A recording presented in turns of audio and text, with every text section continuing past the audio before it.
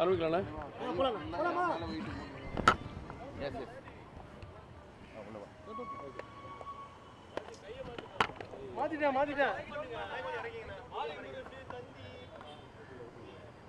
தமிழகத்தில் தினசரி ஒரு வெடிகுண்டு மிரட்டல் எல்லா விஐபிக்கும் வந்துகிட்டே இருக்கு. இதை நான் சொல்லலை, நேற்றைக்கு முன்தினம் மாநகர ஆணையர் திரு அருண் அவர்களே ஒரு பத்திரிகை செய்தி கொடுத்துருக்காங்க. ஏறத்தாழ 343 வெடிகுண்டு மிரட்டல் செய்திகள் வந்திருக்கு, இதிலெல்லாம் யாரும் பயப்பட வேண்டாம், இது வழக்கமாக நடக்கிறது அப்படிங்கிற மாதிரி ரொம்ப எளிதாக கடந்து போயிருக்கிறாரு. அதிலிருந்து ஒரு மாறுபட்ட ஒரு மிரட்டல் எங்கள் மாநில செயலாளர் திரு அமர் பிரசாத் ரெட்டி அவர்களுக்கு வந்திருக்கு. சில விஐபிக்கெலாம், ஏன் ரஜினிகாந்த் அவர்கள் உள்பட, திரிசா உள்பட பல கட்சி அலுவலகங்களுக்கு, தலைவர்களுக்கெல்லாம் வெடிகுண்டு மிரட்டல் வந்து கொண்டு தான் இருக்குது. ஆனால் இது கொஞ்சம் ரொம்பவும் முற்றிலும் மாறுபட்டு உண்மையிலே இந்த த்ரெட் வந்து உண்மையான ஒன்று. இதனால் அவருக்கும் அவருடைய குடும்பத்திற்கும் ஒரு லைஃப் த்ரெட் இருக்குது, உயிருக்கு ஆபத்து இருக்குங்கிற அளவுக்கு ஒரு மிரட்டல் வந்திருக்கு. தொடர்ந்து ஒரு 3 நாட்களாக இவங்க காம்பவுண்டை தாண்டி வீட்டில் உருது மொழியில் ஒருத்தர் எழுதி வச்சுட்டே போகிறார். அதில் அவர் இறைவனை பற்றிலாம் எழுதுகிறாரு. அவர் யாருன்னு சிசிடிவி கேமராவில் பார்த்து போலீஸ் கம்ப்ளைண்ட் பண்ணி, போலீஸ் வந்து இவங்க வீடெல்லாம் செக் பண்ணிவிட்டு, அந்த ஆள் யாருன்னு கேமராவில் பார்த்ததில் ஒரு கோழிக்கடையில் இருக்கார், கோழிக்கடை வச்சுருக்கிறாரு. அவரை போய் பார்த்து அவர் செல்ஃபோனெல்லாம் வாங்கி பரிசோதனை பண்ணும்போது அதில் அமர் பிரசாத் ரெட்டியோட ஃபோட்டோவும் அதில் இருக்குது. அப்புறம் நேற்று பாம் த்ரெட் வந்து அதுக்கும் போலீஸ் ஸ்டேஷன்லேருந்து வந்து எல்லாம் பார்த்துருக்காங்க. இங்கே சென்னையில் இருக்கிற ஐபி அதிகாரிகள் கவனத்துக்கு போய் அவங்க உடனே டிஜிபி அலுவலகத்தில் ஒரு கம்ப்ளைண்ட் கொடுங்கன்னு சொன்னாங்க. அதனால் இந்த கம்ப்ளைண்ட்டை வந்து இங்கே கொடுத்துருக்கோம். ஏற்கனவே 2024 அமருடைய தாயாருக்கும் இதே போல் வீட்டில் மிரட்டல் வந்தது. அப்போவும் ஒரு கம்ப்ளைண்ட் கொடுத்தாங்க, அதுலேயும் எந்த நடவடிக்கை எடுக்கலை. அப்போ இதை வந்து ஏதோ ஒரு மெயிலில் வந்த த்ரெட்டு அப்படின்னு எடுத்துக்காம, வீட்டு வாசல் வரைக்கும் வந்து அவருடைய வாசகங்களை எல்லாம் எழுதி இது மிரட்டல் விடுறது ஒரு புதுமையாக இருக்குது. சென்னையில், டெல்லியில் இப்போ நடந்த சம்பவத்தின் அடிப்படையில் இந்தியா முழுவதும் பல சோதனைகளை பாதுகாப்புத்துறையினர் செய்து வருகிறார்கள். அதே நேரத்தில் பாஜக மாநில செயலாளருக்கும் இந்த மாதிரி ஒரு நிலை அப்படிங்கிறத உடனடியாக நடவடிக்கை எடுக்கணும்னு டிஜிபி அலுவலகத்தில் நாங்கள் சொல்லியிருக்கோம். எங்களோடு திரு அமர் வந்திருக்கிறாரு, அண்ணன் பால் கனகராஜ், எங்களுடைய வழக்கறிஞர் பிரிவு தலைவர் குமரகுரு வந்திருக்கிறாரு, வழக்கறிஞர் அலெக்ஸ் வந்திருக்கிறாரு, இந்த பகுதியோட மாவட்ட பொதுச்செயலாளர் சரவணன் வந்திருக்கிறாரு. இந்த நிகழ்வு பற்றி நீங்கள் அமர்கிட்ட ஒரு வார்த்தை கேட்டுக்குங்க, அப்புறம் பொதுவான கேள்விக்கு நான் பதில் சொல்கிறேன்.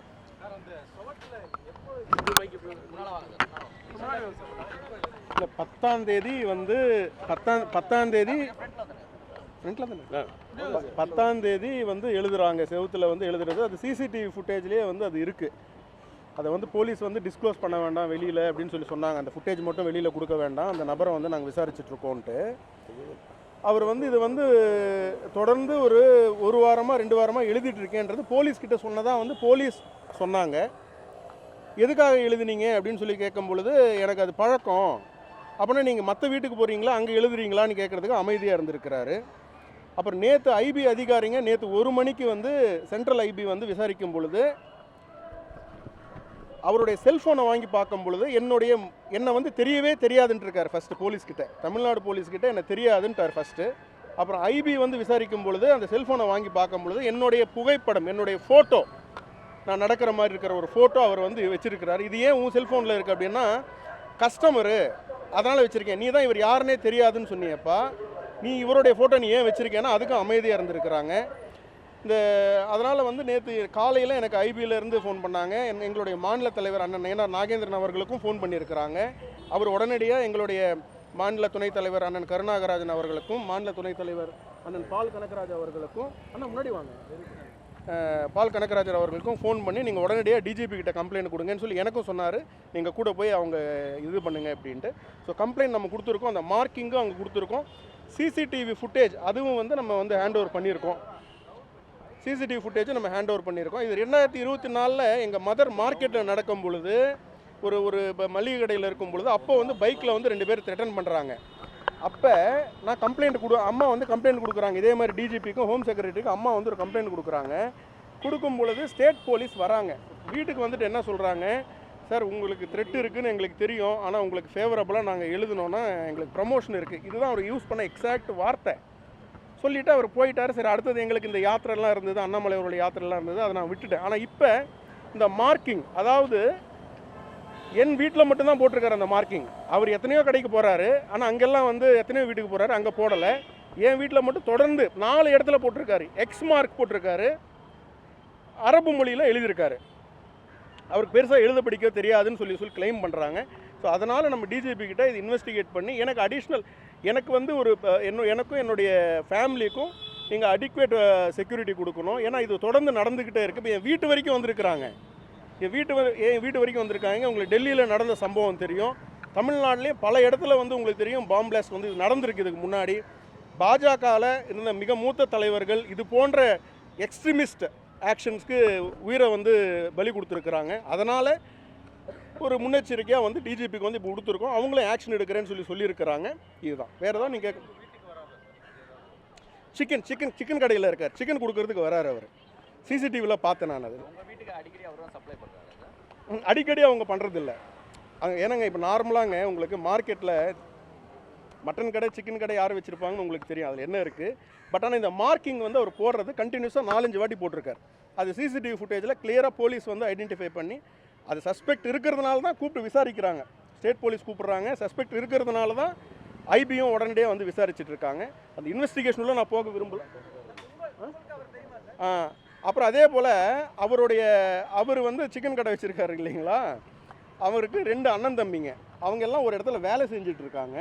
ஆனால் எங்களுக்கு வந்து இன்ஃபர்மேஷன் படி பார்த்தீங்கன்னா அவருக்கு வந்து சொந்தமாக 2 வீடு இருக்குது, நல்ல லேவிஷ் லைஃப் வாழ்ந்துட்டு இருக்காரு. அதெல்லாம் நம்ம சொல்லியிருக்கோம்.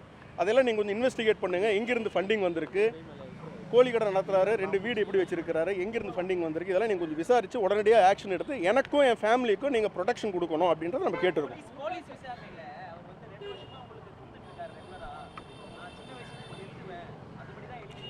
இப்போ இல்லை எனக்கு என்னுடைய அதில் வந்து உங்களுக்கு தெரியும், நான் ஒரு பிஜேபி லீடர். என் வீட்டில் முன்னாடி 2 வருஷமாக எழுதலை. நான் பெயிண்ட் அடித்தது 3 மாதம் முன்னாடி அடிச்சிருக்கேன் பெயிண்ட்டு. நீங்கள் வந்து பாருங்கள், அப்பார்ட்மெண்ட் நீங்களும் வந்தீங்கல்ல, பெயிண்ட்டு அந்த இடம் மட்டும்தான் பெல் அடிக்கிற இடம். அந்த இடத்துல 3 மாதமாக அது இப்போ தான் பார்க்குறோம் நாங்கள். இது முன்னாடி நோட் பண்ணதான் நானே சொல்லியிருப்பேனே, நானே போலீஸ் கம்ப்ளைண்ட் பண்ணியிருப்பேன். இதை விட்டுருக்க மாட்டோம் இல்லையா. நாங்கள் பார்க்குறோம். எப்படி பார்க்குறோம், நேற்று பாம்பு ஸ்குவாட் வராங்க வீட்டுக்கு. பாம்பு ஸ்குவாட் வரும்போது லோக்கல் போலீஸ் வராங்க, அவங்க பார்க்குறாங்க, சிசிடிவியில் இருக்குது. அவங்க பார்க்குறாங்க, என்ன சார் இந்த மார்க்கிங்னு கேட்குறாங்க. அப்போ தான் நான் வெளியே வந்து நான் காட்டுறேன், என்னங்க இது இந்த மார்க்கிங் இருக்குது அப்படின்னு. அப்போ ஃபோட்டோ எடுக்கிறோம் நாங்கள். அந்த ஃபோட்டோவை தான் நம்ம வந்து சர்க்குலேட் பண்ணுறோம், இந்த மாதிரி இருக்குது அப்படின்னு சொல்லி. நேற்று பாம்பு ஸ்குவாட் வரலாம், இதை நான் கண்டுபிடிச்சிருக்க முடியாது, ஏதோ ஒரு மார்க்கிங் இருக்கேன்ட்டு. அது இன்டூ மார்க் போட்டிருக்காரு.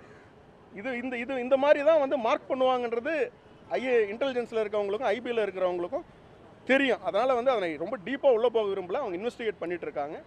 எனக்கு தேவை என்னுடைய குடும்பத்துக்கு, ஏன்னா நாங்கள் வெளியில் சுற்றுற ஆளுங்க, கட்சி வேலை செய்கிறதுக்காக வெளியே போகிறோம். போனால் 1 வாரம் 2 வாரம் ஆகும். வீட்டில் என் சின்ன குழந்தை இருக்குது, பாதுகாப்பு கேட்டிருக்கோம். ஸோ ஆக்ஷன் எடுக்கிறேன்ட்டு இருக்காங்க. நன்றி.